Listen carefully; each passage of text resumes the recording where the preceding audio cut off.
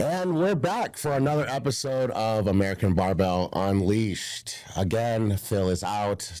I'm not Phil. I am Sergio Oliva.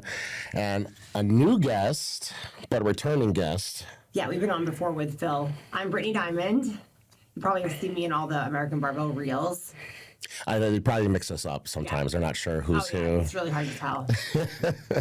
But no, this is our first time us doing a show together. We did a little bit at the Olympia, which was really cool. It was really us just kind of getting to talk for the first time. Yes, because I've only known you from Instagram. Yeah. I messaged you just like, hey, I'm on the team too. Same. I feel like I have kind of gotten to know you a little bit just from Instagram, like seeing you and your wife and the dogs. And that part is me. Yeah. The other part where I'm like talking shit to people, it's definitely not the real me. That's you got to be tough to the haters. But no, I think it's one of those things where I've known you and of you, because I think people in the fitness industry, everybody kind of knows everybody, but then within the fitness industry, I feel like there's like normal people and weirdos, and I feel like normal people know other normal people. So like even though I never met you, I know a bunch of your other friends. I'm not normal though. Compared to the rest of the fitness industry. I'm not normal either, but compared to the rest of the industry, they are... There's no, you know how you know? Because you don't hang out with any of them. I see who you hang out with. Okay. That's how you know. Like if your embodiment is just fitness people and bodybuilders and no one else but people in the gym, then yeah, you're probably one of them. No. But having a normal life, you guys do normal stuff, normal. But it is normal. Yeah. No, I think that's a really good, I think we should dive down that a little bit more, because so many people, especially if you're watching and you're not all out consumed within fitness, they have this preconceived notion of what life is like. And like we've talked off air kind of about how it's really easy to get stuck in that routine of being a bodybuilder or being a fitness person where your whole life is planned out. And then trying to squeeze in kind of more normalcy. That's been a big goal of mine the past year. And I know sometimes it's impossible, like when you're a few weeks out of prep. Right. But other times it's possible. And I've been really trying hard to do that more this year. And that's actually a big goal of mine for next year, is to kind of let go of the anxiety of always being an athlete. So it's funny, that's actually what me and Kyron talked about in our last episode, was exactly that. I was telling him that not only do you need the normalcy to kind of like enjoy the fitness part of it, but sometimes you can put so much pressure especially for me competing, if it's everything, that way if I get like second, it's the end of the world to me. Where if I had kind of like a good balance of where I was enjoying my life and then I did a show, it's not the end of the world, but I like cut off everything, do nothing, all in 100%. So that's why those losses are so much worse for me, which in return, after that show, I'm not anymore excited to jump on stage. Where if I kind of just got second, then it's like, okay, but I enjoyed this whole year. I'm ready for the next one. So yeah, it's interesting that you guys both have said the same thing, that yeah, now going into the next year, he's already started. Kyron's been on it for a while now. And now I want to do it too. I also see so many people that should have quit or retired a long time ago. And I think a lot of bodybuilders, it's very scary for them to stop because they don't even know who they are as a person. And so no matter what, if you're surrounded, especially me, I was born in this sport. Yeah. I just have been watching people all the time. No matter what, I'm going to start to think like, man, I don't want to be like this guy. I don't want to be one of those guys that it's like, you're not hanging it up, and you should be. So then you start to like fall into the, how much money am I making? Like, what is this and that? So I actually just left Venice and I moved to San Diego. And San Diego from LA, I know it's in the same state. It's so crazy. It is completely different. Yeah. And so that helped me a lot, because in San Diego, they had like a really good gym. Obviously, even if I'm not at the gym, I'm living in paradise.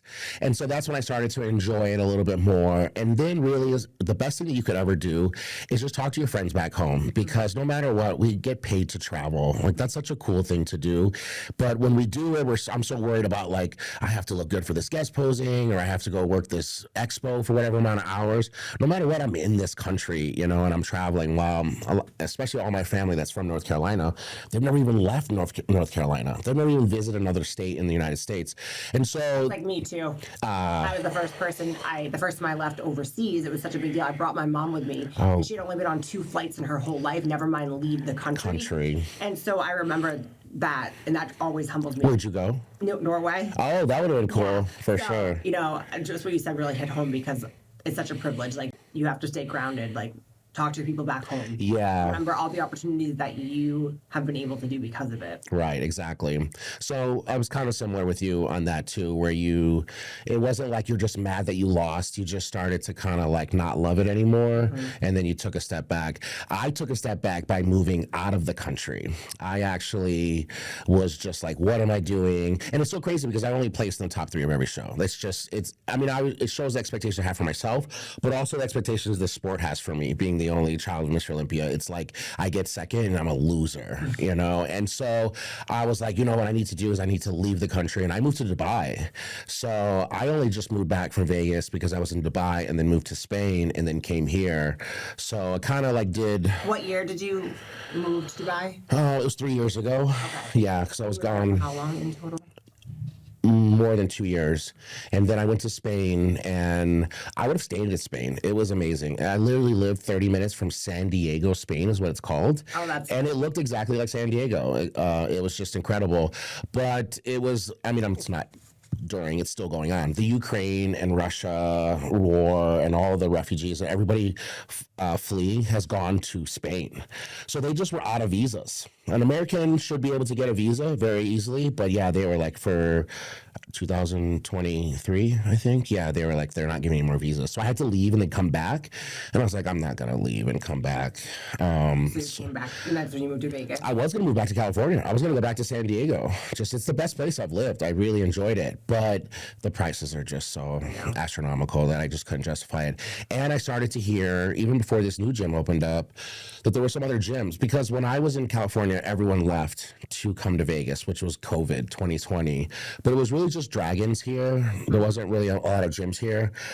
So it wasn't enough for me to move here, but I could tell that the shift was moving from the bodybuilding mecca. And so again, I want to be surrounded by people that are bigger than me, better than me. I've even seen some amateurs that just train so, rigorously and hardcore that it motivates me. So it doesn't even have to be someone necessarily size-wise bigger than me, but just a quick reminder, like, okay, you can press the gas a little bit more. Mentality. So that's why I wanted to come here, is I knew that I was going to be surrounded by, like-minded people. But if we win a show, or like if I win the Arnold, it's life-changing. It is like $700,000. Where I've seen Breon won the Arnold and he got $5,000. So it's just that much more serious to, like, every show is going to literally pay our bills. It's your job. Yeah. And so she was like dabbling with wanting to do like a little bit of wellness when I first met her in Dubai, but her ex was just a crypto guy. That was it. There was no competing. And so, yeah. I love how that's the category. It is, right? Yeah. But he was hardcore. That's why they moved to Dubai. That's why I met her there. So it was a complete 180 change for her. And I think in the beginning, it's super exciting and it's fun no matter what. But I think then once it got real, it was very hard for her. And then in Spain, I got injured, actually. So it's like we're leaving Dubai, we're moving to Spain, and then we're going to get ready for a show, and then I get injured. And it wasn't injured enough that I had to have surgery, but it was injured enough where the rest of the year was done. And so that's when she learned we pay our bills off of sponsors.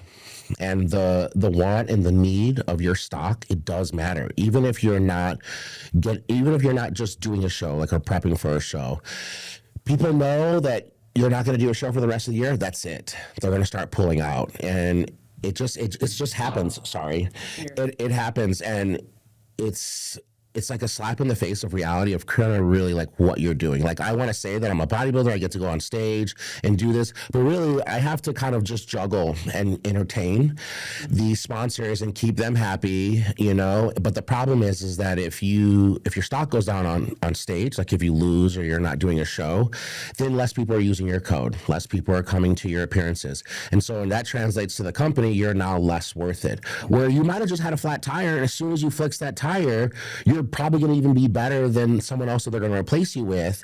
But a lot of these companies are just so now. And I think that was really hard for her to deal with. And then the other thing too is that she's away from her family. All her family's in Lithuania, and now with everything going on with this country, just to even try and get her family here, her trying to get her green card is really bad, and that's why she can't leave. Because I think it would help her a lot because she's also from a very green place. They have oceans, Yeah. and then you're in Vegas. So it's not like we moved to California. I think it would have been a little bit better, but we're in a desert, and it is amazing. But you definitely start to have those like, I don't know what you would call it, because I know you have like seasonal depression, like from where we're from, when you're just in the cold. I don't know what that would be when you're missing greenery and oceanfront, and you can tell she's going through it. And so at least if she was able to just kind of like go and then come back, or I would go with her and we would come back, it would kind of help her, but you can't. No. So I was actually married before to an Australian, and I love Australia. Australia's, I wanna retire in Australia. Okay, that's why I can't say I lived there because I didn't stay there for months, but I would go and stay for about a month and a half. One of my best friends, I met her competing. And what part? I was in the Gold Coast, Melbourne. That's what I was gonna. Well, no, Gold Coast and Melbourne are not the same. Well, so part of her family lived in Melbourne, part of Gold Coast. So she Yeah. lived in Gold Coast in the apartments, but her mom and dad lived in Melbourne. So Melbourne is like the city. Yeah. Where Gold Coast is where they go for vacation. Coast. And that's where I want to retire. I talked about it on the show before. I actually got stuck there for COVID. Okay. I went there to compete at the Arnold. They canceled the show, and then I was like, oh, I'll just stay in Australia, but I didn't know that they were going to close the border. Really? But luckily I was stuck in Queensland, which is the Gold Coast, which is it's got to be the Great Barrier Reef's there. It's like one of the marvels of the world. But I learned with that marriage, because she left while we were waiting for our green card, and then she couldn't come back. So luckily I learned that from that relationship, that we didn't even chance it. But yeah, you can't leave, because then you have to stay where you are until the process is finished. And so I think that that's what's killing her the most now. She should just drive to I'm the same way because I grew up in Gloucester, Massachusetts. So the ocean to me just brings something over me where I feel calm, For sure. more creative. And yeah, in Vegas, when I first moved here, it was like I had dealt with depression before, but when I first moved here and like decided I was going to retire, I was like, what is the purpose of life? And then it was also July, so dealing with 120 degrees. Mountains are beautiful, but it's definitely not the same if you're an ocean person, so I can relate to her on that. So she should just drive. Because I have a thing, I'm like, once a quarter, I need to see the ocean and smell it. Even if it's just for 5 minutes. It just helps me level out for months. What is it? Phoebe, was it Fuck It, Book It or something like that? Yeah. Just saying. But right, I totally am now believing in that for sure, just doing it because the money will come back. We went to California a couple times. I saw that Arizona has a beach. Yeah, I don't know what it's called. I've never been there, but I've seen paddling and stuff there. Right. And we're actually, not to get sidetracked, we actually have to move. We have like 30 days to move. It's like a whole fiasco going on. I think the owners of our place are getting divorced, so they're selling the place. So we just got that notice, of course, right before Christmas. So now... But staying in Vegas or... Yeah, I'm going to stay here. Yeah, I meant to tell you too. That's why I didn't come to your thing. That's okay. We came back home and there was a letter on our door. Oh, God. But it was like almost like a letter like we're not paying rent, like you're being evicted. But it's in Nevada, it's a no cause eviction, which means it's not your fault. Oh, I've actually had that happen. Yeah, but still, it was very like abrasive. Like that's how we're gonna come home. 30 days. So we came home and they're like, yeah, you have 30 days. So we've been looking at places nonstop all day. So it's been actually like a holiday ruiner for us. But we saw, to come full circle, we get sidetracked, there's a lakes in Vegas. It's called the Lakes, and we looked at two places. Kinda, right? Yeah, not Summerlin, but that end of the. It's super nice. And it's like people pulling their boats up to their house. I didn't know that Vegas had that. So the rent's a little bit more, but I think that's where we're gonna pull the trigger on, because it's doing cardio around. It's like a little canal. I mean. For us, lakes is like different. Like, I mean, I have Lake Michigan, Chicago, so it's like a full blown beach, and same thing in New England too. But it's not like that size, but it's a body of water in Vegas, which I didn't know existed. So we're all like super excited now, and I think that that's giving her life back into her. I'm glad to hear that. But what I was gonna say is with her is that bodybuilding is like, or doing a competition is like running a marathon, right? It's just so strenuous. You beat up your body, and then you get to the finish line, and you're like amazed, like you're so amazed with yourself, and then you start to have this, like everything you went through all comes together, and it all makes sense. But unfortunately, because she can't travel, and all the shows I did last year were out of the country, she literally ran a marathon, doing all the work, all the cooking.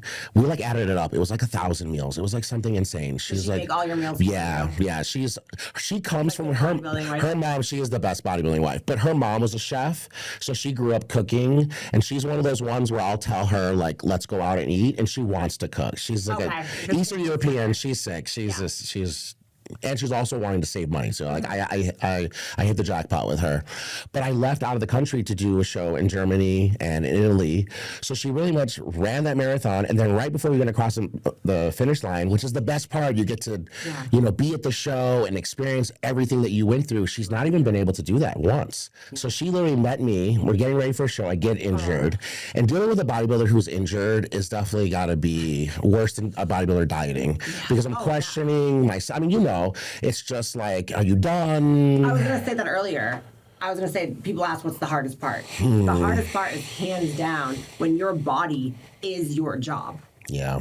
It's always at risk because you're always thinking about what if this happens, and then when it does happen, athletes when they're injured, it's a whole ordeal anyways, but never mind when it's your livelihood and your income. Yeah. That's where it get very dangerous, and that's where I've kind of learned over the past few years, like, this cannot be my entire life, because it was. And then when it is taken from me, you don't really feel, you're not sure what your purpose in life is. Yeah, which has got to be the worst thing in the world. It is. I went through a little depression too. You had mentioned that, so I know that where you just are lost. And so exactly. So she's done all the work. She's never even experienced any of the good cheers, celebrating. Yeah, even seeing me. She's never even seen me compete, which is so nuts. And so during that time when I was injured in Spain too, was definitely really rough for her, because exactly, like, I'll talk to my family in like North Carolina, and they like break their leg or something, and they're just like propped up watching movies, and they're just whatever. I had to take time off of work, but it's like the end of the world for me. Like, I am just and like I was saying earlier, sponsors are constantly pulling out left and right too, because they know you're injured, and so then it's even more of a like, oh man, I am screwed big time. I know if you don't have an anxiety going into leg day, then you're probably either not training that serious, or your career is not that serious, because every leg day I think this might be it.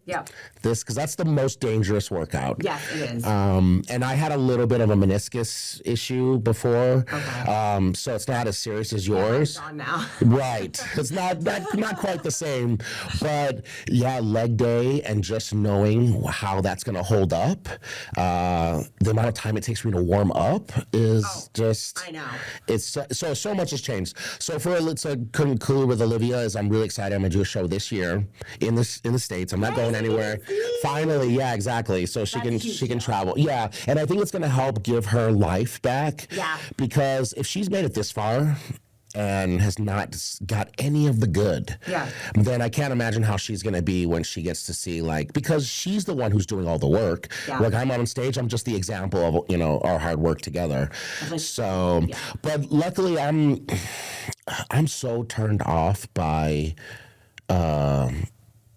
I'm trying to say this in like a nice way. Women who compete, really, like, I've heard that a lot. Yeah. It's just, I'm not physically attracted to them, but also like, again, because I grew up in this sport, I hate when people do this too. Like, they'll do it with bodybuilders. They're all the same. Like, I don't want to talk like all female athletes are the same, but I would say the majority of them are nuts. And thankfully in this industry, I'm not ever tempted with any other women. And so that's what I was going to say about your relationship. Is that something that she doesn't have to worry about? She knows that, right, a lot of times you're just naked backstage with other people. You're doing the tanning and you're walking around with naked people. It's crazy. It's part of it. If you think about it like that. People who are not in the industry, they're like, oh, maybe I should get into this bodybuilding thing. Well, it's funny because I feel like for people like us, like, seeing a body is kind of like probably like a mechanic looking at it. It's exactly. I can appreciate it for its beauty, men and women, but exactly, like, if I see a guy that has an amazing body, or if I see you and I see your shoulders, like, my partner isn't going to get jealous. Right. You know, because he understands it's just Right, exactly. Yeah. So I'm lucky I've never had anyone, but I think that's what I was gonna say is I've never been attracted to someone who I think is only attracted to bodybuilders. So I think that's why I've never had to worry about, because I was asking you because I already knew the answer that you guys don't have those kind of problems. Because I can't imagine your DMs. It gotta be insane. Like the guys messaging you. it's a lot of just like, will you lift me?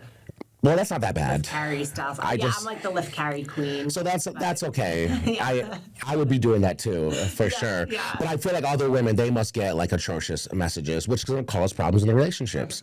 And so luckily, I think I've just never been attracted to someone who's attracted to bodybuilders. So I know, one, that's not why you're into me. It's because I look like this. And then also, you're not worried that I'm around. I mean, fitness industry have the most amazing looking people in the world. You know, if you compete or not, no matter what, even the ones that go to the expo or walking around are some of the most incredible human beings on this planet.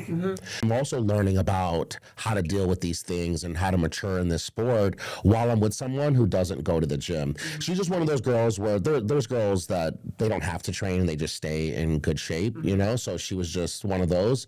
But it wasn't until I started dating Olivia that I really loved and enjoyed going to the gym together. Yeah. It was our first day getting up. She like stayed at my place in Dubai, and then we got up and went down to like little fitness area to do cardio together. And I just couldn't get over how I'm walking on the treadmill and she's just doing her cardio, and how much I was loving it. And I was almost 40. So I lived almost my whole entire life, and I'm so excited about something that's I probably should have just been doing from the beginning. So it's nice to have someone who does know what you're going through. They also do it themselves. Obviously, as we get older, we should care about, you know, with the shape we're in and our health and stuff like that. So someone our age not going to the gym at all is very big red flag. But also not to where exactly he's never like worried about the attention on him, or you guys go to events and people just, you know, mog you, and it's like he's the one taking the photos for them. Yeah. Right. Yeah, it definitely takes, I think, when you're in a relationship with someone like us, you know, if you're a pro athlete and getting attention, I don't mean to say like us like that, but you know what I mean. Definitely takes a very, very secure person that is okay with not having the spotlight on them, but they have to clap for you. Right. If someone doesn't give you that support, it's just not going to work. Like you said with Olivia, just walking next to you, that was a huge deal. Yeah, for sure. It was a big deal not to be by myself. And then she started spotting me, and then we started training together. Then there's that whole other level where there's nothing more motivating than your significant other saying something in your ear or yelling at you while you're failing or training. Like if that doesn't get your blood going, then you're probably in the wrong relationship, because her telling me you got this, babe, or even just like sometimes we'll like joke around and like she'll be like, you little bitch, you know? Yeah. Like I love it. I love it. It's definitely way better for me than really another guy yelling at me. Like I hate the slapping like before the squat. Oh, I hate it. That's just a waste of energy.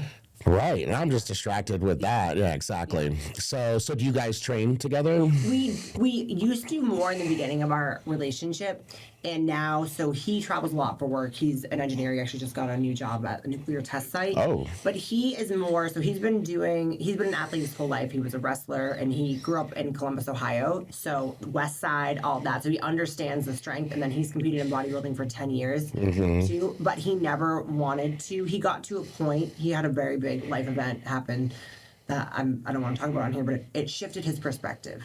It was someone close to him passed away unexpectedly, and it completely shifted his perspective, because he was like, wow, life is really short.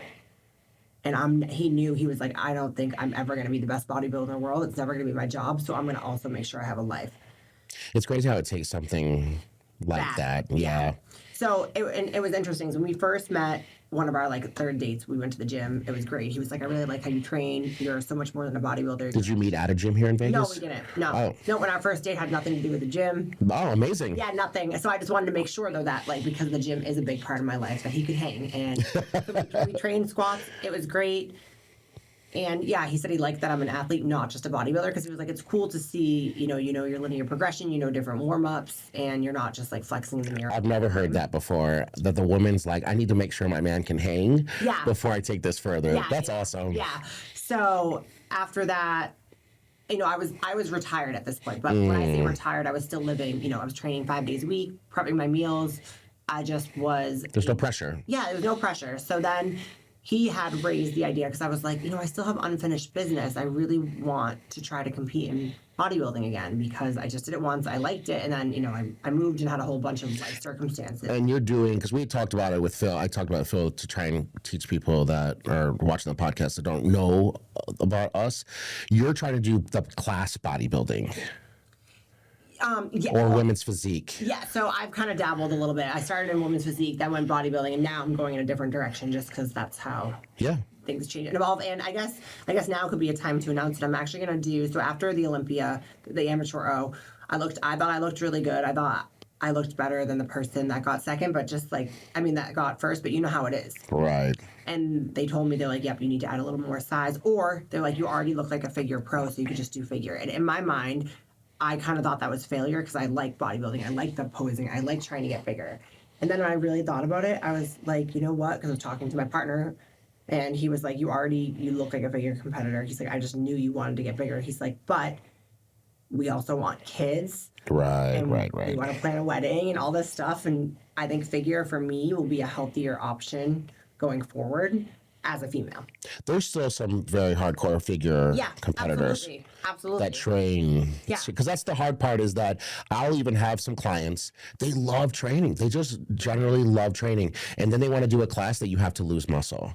And then I'd have to explain to them, like, you either have to give up your love, which is training, to try and fit into a class, which most of the time you think is just easier. That's why you're doing it. Rather than going to a class that you're going to be smaller and then have to grow into it.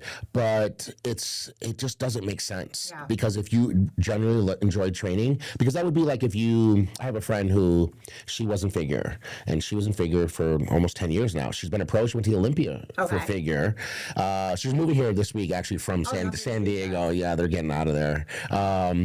But she's moving to wellness. Okay. And so now she has to just not even touch her upper body at all. Yeah. Where in figure, she couldn't touch her lower body because she's from Brazil, so her glutes just grow from walking. So she had to do like negative glutes for 8 years to keep them downsized to make her shoulders and back grow, to now doing the complete opposite where it's killing her to not do one upper body day. And that's where you have to make that decision. Yes, you have to pivot for the sport, but I kind of just have been accepting that decision. Like, I can do figure because I don't really need to change anything. But then as soon as I get the pro card, maybe use it once, I want to have the freedom to do whatever I want in the gym and look however I want. So it's kind of like the double-edged sword where it is your job. Right. Yeah. So, but then it's like, well, congrats. Do what I want to do. Well, congrats on that. Thank you. It's not a small decision to make. Yeah, no, at first I was very sad about it. Like, you know how it is after a show. Obviously, you can relate more than anyone where you just want to like throw in the hat. You're like, what's the purpose of all this? Then I always say don't make any decisions after a show because you're going to go through multiple process of emotions. You have to kind of sit with everything. I do a lot of journaling and really think about what I want and not what the judges want, not what anyone else wants, not what my partner wants because he coaches me too, what I want. And now you're starting to watch figure girls now, right? Yeah. You have to study them. Well, and it was fun because I was like, you know what? I hate to admit it. I was like, I look like them. I just have to. Oh, 100%. That's why I asked. Because I'm so tall. So, and now I was just telling you before this, it's so funny because my whole life, so my older brother grew up obese. That's how I got into fitness, seeing what it did to his self-esteem. But my mom is like athletic, 6'2", looks like a runway model, can eat whatever she wants. Is it just you two, you and your brother? I have a little brother too. Oh. Mm-hmm. Yeah. So now we're all very athletic, but it's funny because I'm like, I am my mom. When I was younger, I thought I was my dad because I was kind of self-conscious growing up. Like I felt like I could put weight on easily, and I started dieting young and was always just very health conscientious, cardio bunny, all of that. And now, ever since this last couple of years, putting muscle on in my 30s and putting weight on in general is so hard. Like dieting, easy. I'm like only 7 pounds up from my stage weight, and we've been at like 5,000 calories, only allowed to walk. And you're sick of food. Yeah. It's crazy how that works. Yeah. It's like your body knows. Well, I never thought this would happen to me, ever. In my 20s, I used to get mad at the heavyweight bodybuilders that were my friends. Because it's like so easy. I'd be like, shut up, you're bitching about eating. Shut up, I don't want to hear it. And now I'm like, all right, I can relate. So that's why I think figure would just be a better choice for me going forward. I'll try Yeah. it, and if I don't like it, you know what? I'm doing the Arnold this year actually for my grip competition stuff. I love that stuff, and that's something that's not gonna. It's not as intense for me because I've been grip training my entire life, and preps aren't. Preps are just practicing the implement, making sure that I know how to do it. It's not like a bodybuilding prep where things can get a little. Your health is a little Yeah. put on the back burner. But it is though, yeah. You make a lot of decisions where you're just like, whatever. Yeah. But that'll be exciting. I was gonna say you look like Missy, and Missy is a badass. Yeah. She's got huge legs, and she trains like a bodybuilder. Yeah, she does. And there's a few others too that are incredible. Because it's not like you're going down to bikini. Yeah. Because if you're going down to bikini, I would tell you like, There's, you're gonna hate your life. yeah. Because you have to just not train. Yeah. That's what you would have It'll to be do. fun, and me learning to walk in heels will be fun. Oh yeah, you're in heels now. It's funny because I am very feminine, but I still like the strongman in me. I always have this dream that there's gonna be a sport one day where we can get judged for how much we lift and how good we look. That's just in my head. I know that's not a thing. Maybe I can make it a thing one day, but Yeah, I can't help it because I'm so competitive when it comes to lifting. I still want to yeah. Yeah. It was actually, I was 4 weeks out of 3 weeks out, and I did the World Stein Holding Championship. I was waiting for you to finish because I was gonna say I don't know if people are watching. Yeah. But that would be the best example of you looked like a beast, was so but fun. very pretty so in fun, that yeah. outfit. BFS is one of my favorite movies just because there's a famous bodybuilder in it, Gunter Scherkamp. He's one of the guys at the end who's with the. Oh, I didn't know he was in that. Yeah. He took he didn't win the Olympia, but he got third or fourth next to Ronnie, and I just know him because I'm not tall, but in bodybuilding I'm tall. Anyone 6 foot or over in bodybuilding is just tall. Well, even for me being a female. Oh, yeah. I'm 5'8". Right. And when I was looking, that's what made me make the decision too. When I was watching, Chelsea's one of my best friends, and she wasn't big enough. And looking at the female bodybuilders, I'm like, okay, I don't have those small muscle bellies. They're all under 5'3". Yeah. So I've just accepted it. I love it. Love all the sport. Love heavyweight male and female bodybuilders. I think it's the coolest thing. I love muscle. But yeah, I'm just going to pivot to what works for me in my lifestyle because going back to what we said earlier, sure, I probably could be a female bodybuilder and be okay at it, but I will admit I don't have what it takes at this stage in my life. Yeah, and there's a lot of irreversible things in women's class that even if you made it, Worth it to me? Right, exactly. I regret it when I'm a little older. And like I said, I want kids. If you want kids, That's a whole absolutely. different podcast that we Right, exactly. But yeah, Gunter was 6'2", so which is unheard of in bodybuilding. So I just loved him, and I always watched him because when I watch, and that's why I was going to say that, when I watch, same thing for you, when I watch people training, the form is not the same for us because if you're watching a shorter girl training or I'm watching a shorter guy training, their form is not the same, especially on legs. So I'm not really going to learn anything, and if anything, I'm learning bad techniques because it's just different for a taller person. And I keep talking about this all the time on podcasts, but majority of people are not tall in bodybuilding. So it's just shut up. But there is 2% that will message me and like, man, thank God someone finally talked about it. Because the long limbs. Mechanics. Completely. Yeah. And it makes sense if you you don't have to be tall to understand the mechanics of weight training. But yeah, and that's why I really loved now that American Barbell is starting to make machines because they've made bars and dumbbells, which we've all used. When I moved to Venice, when I told you I got my pro card and just drove to Venice, I didn't even realize all the dumbbells in there are American Barbell and the squat cages are American Barbell.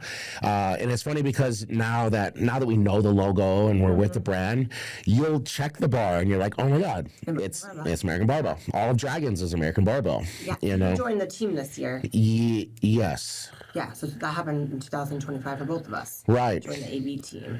I know. Pretty cool. Yeah, and it's cool too because we're kind of like the first. Yeah, I know. Yeah. You were first. You were. I think we were right around the same time. But when I was checking, I was like, oh, okay. They got some beasts on the team. Yeah. So what made you decide to join the team? I actually been with when I was living in Dubai, I was with Panada, and then when I moved to Spain, they didn't have Panada in Spain. They only had Gym 80, and so I moved to Gym 80, and it really is just the stuff that I'm using.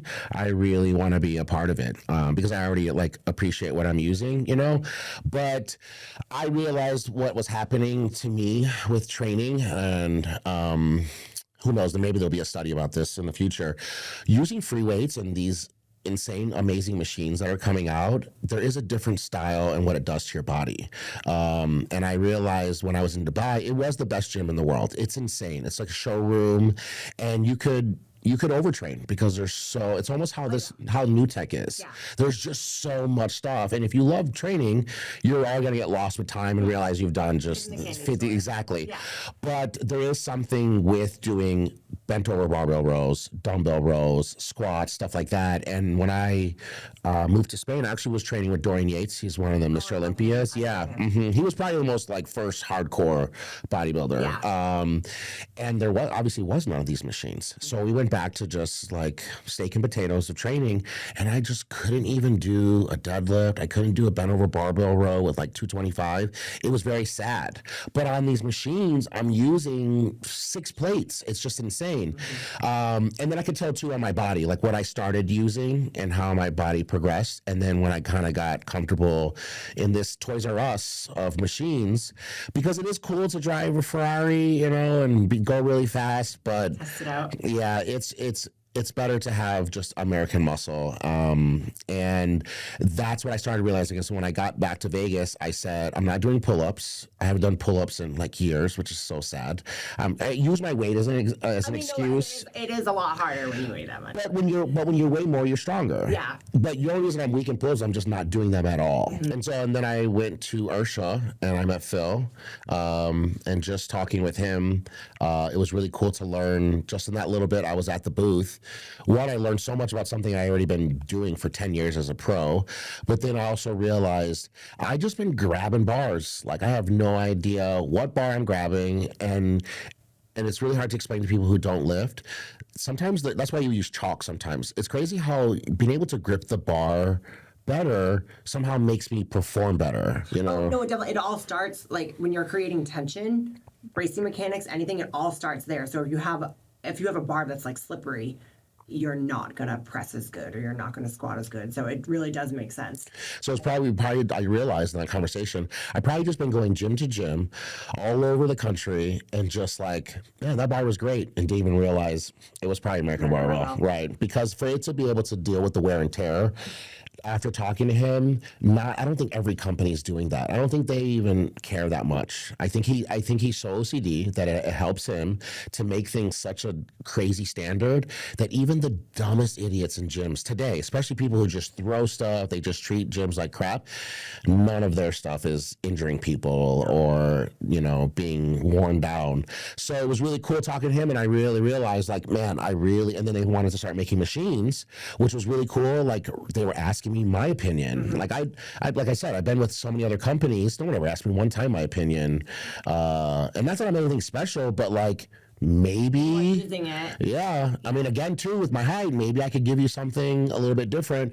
And so it was so cool that he let me help design that leg press. They had designed the leg press, and then I was kind of showing him a couple things in there that were a little tricky if you're bigger, trying to slide in and out. And yeah, he was like, that's a great idea, and changed it. Yeah. And I was just like, man, I'm really in the right place, because not only does people care about my opinion, but he also wants his equipment to be good for everyone. It's very hard, and like everything we talked about today, we don't talk about bodybuilding. We didn't even talk about really powerlifting or strongman, which is a whole nother category of different things that you guys use. And I even wanted to pick your brain a little bit too, just like being able to do both. Like I've only done bodybuilding and just bodybuilding. You're like kind of dabbled in, I mean, you're only the slap contest away from, I think, doing every single type of competition there is. You've done strong woman, right? Yeah, I won strongest woman. Right. That was my main sport. You know what I haven't done? I haven't done a triathlon. That's one thing I want to do when I'm a little older. Oh my gosh. Yeah, so I think that's just not in I'm my. a really bad snowboarder. Oh. Yeah, my partner tried to teach me that. But if you could only name 2 things you're not good at, that's like the easiest way of saying you're a badass. That's pretty cool. Because I can do bodybuilding and swim. That's it. It's better to perfect your craft at one thing than to be all the. No, for sure. And I used to dog people that were doing kind of like CrossFit training when that first started. Yeah. And maybe not CrossFit itself per se, but people who do Spartan races and Tough Mudders, even stuff like that. Those are the real athletes, because that's just like that's like doing a triathlon or a marathon, but then also adding in some kind kind of lifting in there as well. Because I've met triathlon people, they can't lift. Yeah. They can cycle you all day, swim, around the world, but actual lifting technique and stuff like that.